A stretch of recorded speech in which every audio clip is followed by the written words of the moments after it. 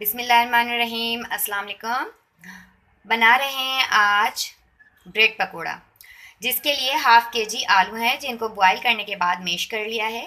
अब इसके अंदर कुछ स्पाइसेस जाएंगे, जिसके अंदर हम डालेंगे नमक हाफ़ टी स्पून, और इसके अंदर डालेंगे हाफ़ टी स्पून ही कुटी हुई मिर्चें, लाल मिर्चें कुटी हुई half teaspoon. Half teaspoon ही इसके अंदर डाल देंगे ज़ीरा, और हाफ़ टी स्पून ही इसके अंदर डालेंगे chaat masala. Half teaspoon ही इसके अंदर डाल दिया है चाट मसाला।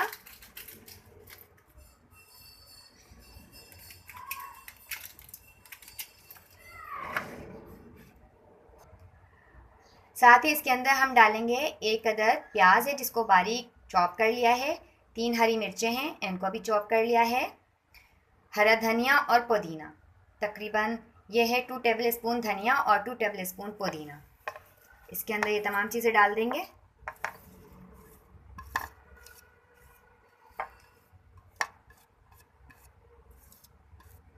अब इसको बहुत अच्छे से मिक्स कर लेंगे।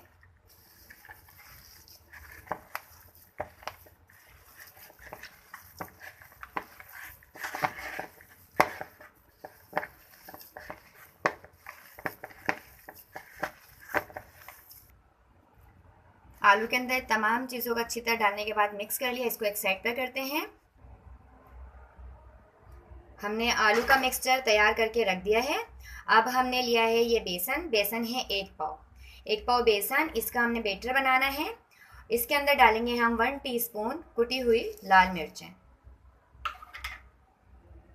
और इसके साथ ही इसके अंदर पिसी हुई लाल मिर्च भी जाएगी 1 टीस्पून। इसके साथ इसके अंदर डालेंगे हल्दी हाफ़ टी स्पून, नमक इसके अंदर डालेंगे 1 टीस्पून,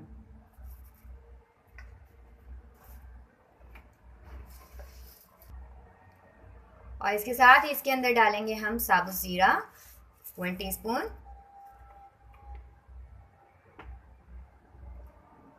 और इसके साथ ही इसके अंदर डालेंगे हरा धनिया, यह है 2 से 3 टेबल स्पून जिसको काट लिया है।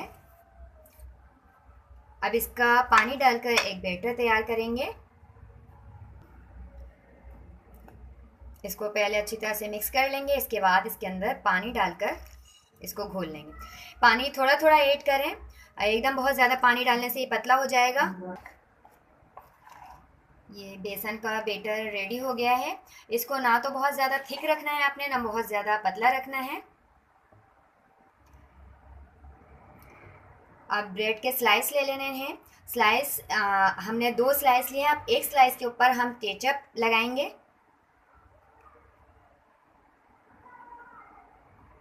अच्छे तरीके से इस पर केचप लगा लेंगे। अब सेकंड के ऊपर हम लगाएंगे ग्रीन चटनी। ग्रीन चटनी की रेसिपी मैंने अपने चैनल पर अपलोड की है, एक दफ़ा आपको फिर बता देती हूँ। इसके अंदर हमने लिया था धनिया, पुदीना, ज़ीरा, लहसुन, मोटी वाली हरी मिर्चें और इमली का पल्प, वो डालकर हमने इसको पीस लिया था। अब इसके ऊपर जो हमने आलू का मिक्सचर रेडी किया है, एक स्लाइस के ऊपर हम उसको रखेंगे।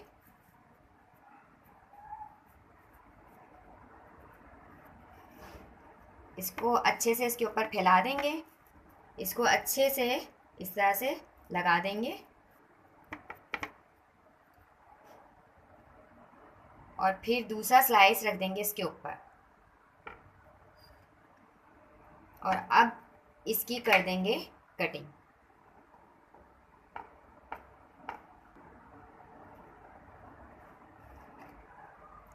ये देखें, ये ऐसा रेडी हो गया है।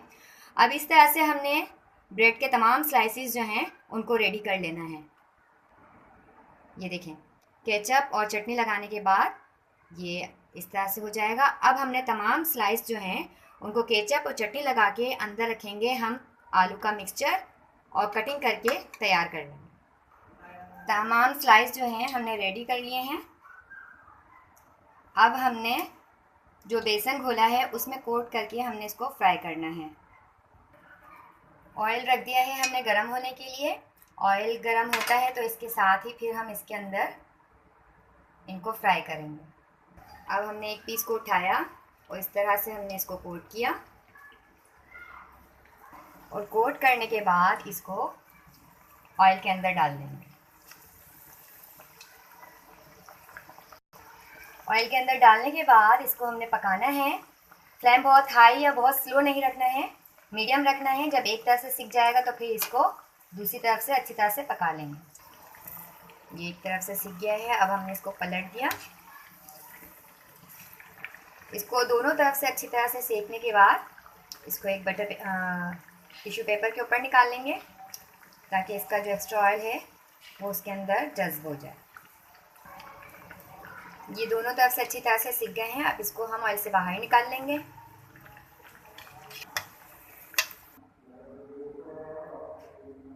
बहुत ही मज़ेदार सा ब्रेड पकोड़ा रेडी हो गया है।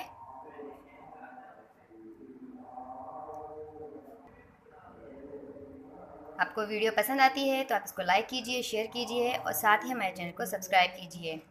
दुआ में याद रखिएगा। अल्लाह हाफिज़।